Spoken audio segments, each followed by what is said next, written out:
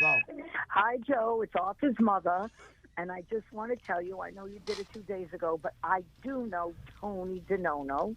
He lives in Bay Ridge, and he did on PBS, he did his own show called Knock on Wood with the Sicilian puppets.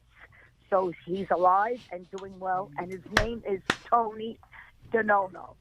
And the other thing I want to tell you was talking about funerals. I told you your book for mine, and it's got to be Dominic the Donkey, Let the Good Times Roll, and do a kick line of New York, New York, and then as they carry me away, my Sinatra song, Put Your Dreams Away for Another Day. Wow. Okay, hope you and your family are well. Now I know the arrangements. Think of you often, and I'll hear you on the radio tomorrow morning, okay? Okay, God bless. And remember, when you pass the Statue of Liberty, you make the sign of the cross. Okay, talk to you soon. Ciao. Marianne Aidala right there. You can't make that up, man. So she's booking me. I'm booked for her funeral. 100 years. How many numbers I got? Three numbers now? She keeps adding the repertoire. She's not joking either. And all she tells me is, no Ave Maria. She's like, I don't want any of those boring death songs. Your dreams. She's like, I want you guys to do a kick line in front of the funeral. I'm like, in front of my coffin. I go, Ma, I don't think. My parents, God bless them, right now are in Poland. Yeah. They're in Krakow, Poland. My mom has had a woman who's helped her keep the house clean for 25 years. Yeah. My mother, she becomes part of the family. And they had a wedding going on over there. They went there. My dad's going to be 81. My mom's 78. They went to Poland, and they're flying into Prague. Just to let you know, Joe, how my mother is, right? When there were the landline phones, Al, when we were kids, we'd be at the dinner table, and the phone would ring. And so she'd go into the kitchen, and she'd disappear for 5 minutes, and she'd come back, and she'd sit down, and we'd be like, Mom, who were you talking to on the phone? She goes, oh, I don't know, it was the wrong number. I'm like, you were in there talking to them? Well, I was asking who were they trying to reach, and it was only off by one digit, and they've called this number before. I'm like, holy Moses. But God bless them. They've provided my sister. Now, do I need to book a band? You'll let me know. No, I think we could probably do an iPod thing. Well, Al's got to be there, so he'll bring his little mixing board, and Al, will you run the sound for the sure? We're on the Be sound. happy to do it. Morano, Dominic the donkey. Dominic the donkey. Oh, that's it. Dominic the donkey. Joe, before we get into the serious stuff, I heard you doing your commercial. I was thinking on my way walking here, how many of your sponsors, I don't know if it's a subliminal thing that gets into the brain, but that are part of my life. Obviously, I go and eat at Michael's of Brooklyn, and I use their sauce. Yeah, man. I have met with Mike Connors to do estate planning. Yeah, he's so calm and cool and collected. Yep. Thanks to Dr. Melinda Keller. Yeah. I'm down about 20 pounds. Whoa. And as we speak, Susan from Rhino Shield's crew is at my house. I have a little house in Hampton Bays. She told me, and man. she's power washing it, and then I referred her to one of my neighbors, and I am so excited. I will keep you posted on the. I really am excited. What kind of Rhino Shield are you going to be using? Well, I just wanted to go with the plain bright white with the trim, but she's making me experiment with some grays. She put a different couple of colors on the house. Everything is gray now, though, Joe. I'm bored with it. Like everything. Bluish. Is How about gray. a bluish like your suit? Yeah, your well, beautiful suit. Ultimately, it's up to Marianne because my wife, because she's the one who's gonna, I don't know, charcoal gray, light gray, everything gray. The thing is, the thing about Rhino Shield is she gives you a 25-year thing. So I'm like, Marianne, whatever color we pick, we got to live with for 25 years. In 5-7 more years, the new color is gonna be tan or taupe or this or green or chartreuse. I'm like, if we go with white is probably still gonna be okay in 25 years. But I am very excited. So I appreciate all the sponsors. Fran's Touch Your Class, of course. We make the sign of the cross. Marianne, my wife, was the president of the Italian American Lawyers. She's booked the cruise ship 2 or 3 times, doing the whole tour around the city. Yeah. So, is that right? And then we got Balance of Nature. I have some. I keep asking Frank. I'm like, Frank, you got a little swill for me, Balance of Nature, something. I keep hearing the late Darren Yellen. He used to tell me he was going to get me some. The late Darren. But he didn't die while taking Balance of Nature. No. Yeah. Well, Balance of Nature, he would have lived longer had he taken more. He moved to another radio station. He did? Oh God! Oh, Crowley told me he hit the boards. I'm good. I thought I missed the funeral. I felt bad. Put your dreams away for another day. Arthur, first, You're not gonna have to sing that for a long time. You and your wife have been making all sorts of news with respect to the Harvey Weinstein case. What's going on with that, man? Well, I don't even know really what's going on with that. It's we were retained to be part of his legal team, and we are, along with Jose Baez and his team. What happened over the weekend, Joe, is really unfortunate for America and the American criminal justice system. Ron Sullivan, he's a great man, great lawyer, done a lot of big national cases, done a lot of heavy cases, murder cases, terrorism cases, and the students at Harvard never bothered him. He signs on to the Harvey Weinstein team. Now, Harvey Weinstein is accused of some bad things, but not murder, not terrorism. And the students protested against Ron Sullivan. They said they didn't want to walk. He's a dean of the college, and he's a professor at the law school. The students tell the dean of the overall college, we don't want to be affiliated with this man because he's representing a bad guy. And most of the professors at the law school wrote letters supporting Mr. Ron Sullivan, and yet the Harvard College, not the law school, stripped him of his deanship. The first black man to ever be a faculty dean. They strip him. His wife is also a professor, also a dean. Just because of someone he's representing. Just for someone he's representing. Not that guilty before. Not that Ron did anything inappropriate in the courtroom. Or he didn't do any weird legal tactics. He's just on the team.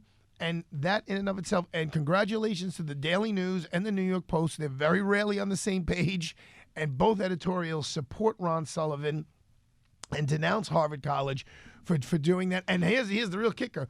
Because Ron has to teach a class now in the fall, he withdrew from the Weinstein case. So now he got in trouble. He got stripped of his housing, his salary, I'm sure, that he got for being the dean. He loses all of that. He was living in the dorms over there. I'm sure the dorms at Harvard are a little different than SUNY Purchase, where I went. So he loses his housing. He loses his deanship money, and he's off the Harvey Weinstein case. So he lost all around, except, I hope, in the court of public opinion, because everyone who believes in our system of government and our system of criminal justice should be supporting Mr. Ron Sullivan. Yeah, wow, that's wild, though. And let me tell you, let me go and touch on some other things. The big story today is Bill Barr's announcement of the appointment of a federal prosecutor to investigate the Russia probe. Do you know this guy, John Durham? And what do we know about the history of this guy? I don't know him. I know his name. He's been out there. And look, it's interesting. They're investigating how this whole thing came to fruition. I really don't think this is in anyone's best interest, not the president's, because the more that this stays as the lead story, the only thing we're talking about, the worse, the more it hurts America. You ask me, the China trade situation, the tariffs, that's real important. The stock market crashing yesterday, that's real important. The United States Supreme Court going after your friends at Apple, saying that they have this monopoly, because you always complain about them. They going after Apple, saying they have basically, it's an antitrust type of situation with all their apps. Only Apple is able to sell them.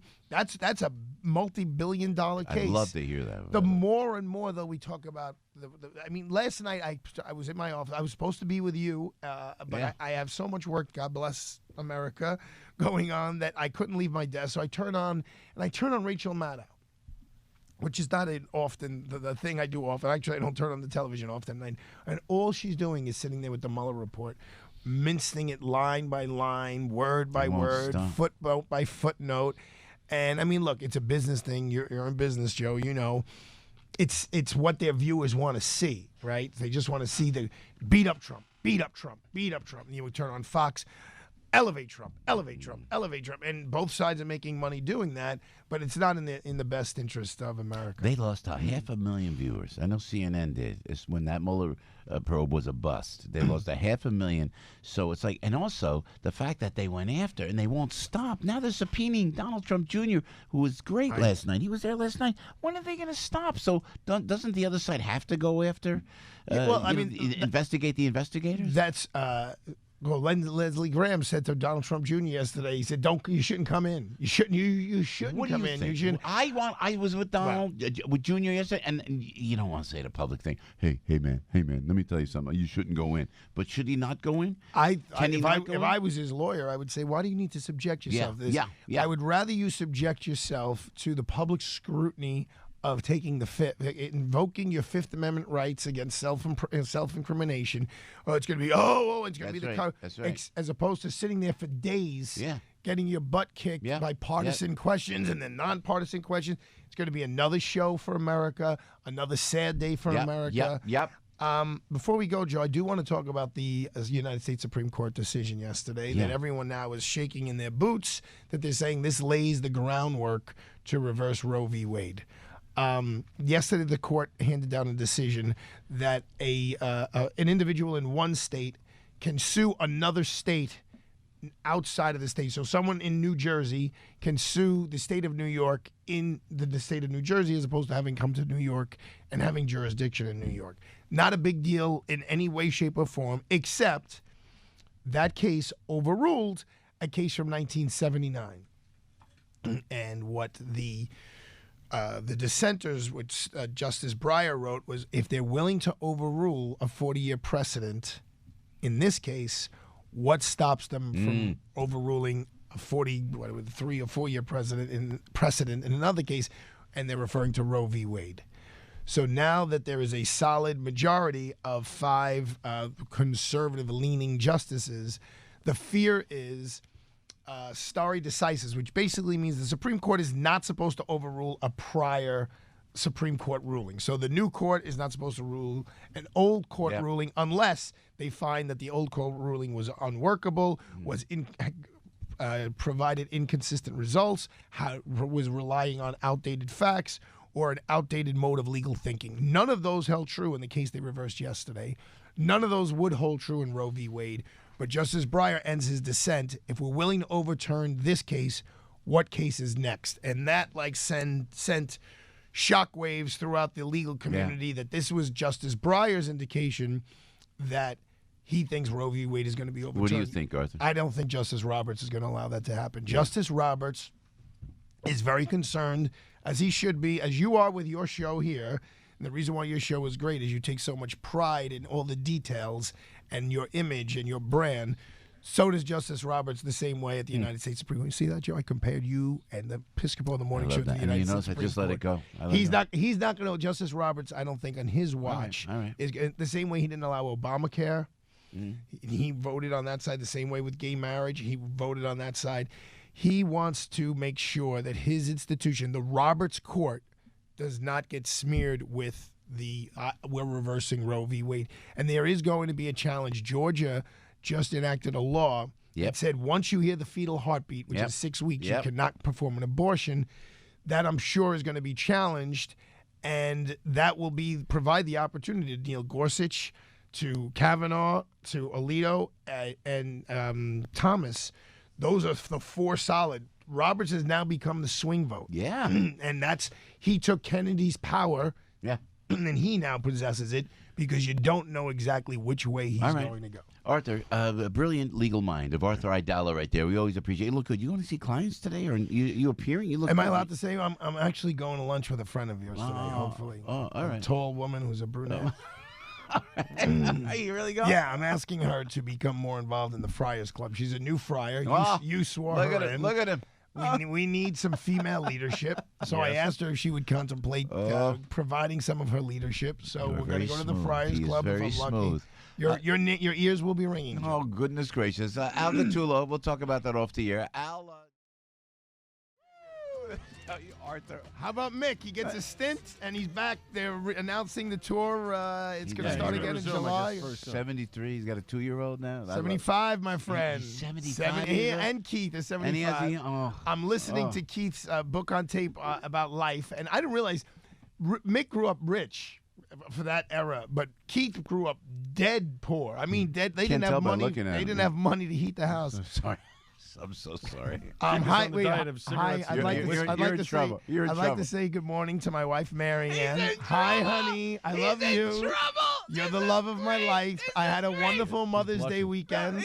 So I he loved goes, rubbing. I I let it loved go. rubbing your feet for 45 minutes on Mother's Day as your present. I gave you the courtroom sketch of you arguing brilliantly. I'm so proud of you. I know you since you're 22 years old. Arthur And says this June he's got 19th a will be our lunch. 20-year anniversary He's together. got a lunch with somebody. He goes, a tall brunette. He goes, now I know he's talking about Carol because they want to put Carol in a certain position at the Friars Club. It's all strictly business. I know Arthur, strictly business. And So she's a very good businesswoman. Everyone knows love that Carol. All. Love very Carol. smart. We all have a crush on Carol. Not me. Not me. I mean, I have a You're crush just going on to lunch Marianne with her at the Bertuna. Friars Club. I'm not. I didn't even get invited. Did I get a call? Did I get a call? Oh, my. So thank you, Marianne. Everyone Thank you, is- Marianne. Maybe I should go in your stead, Arthur Aidala. I'm just saying.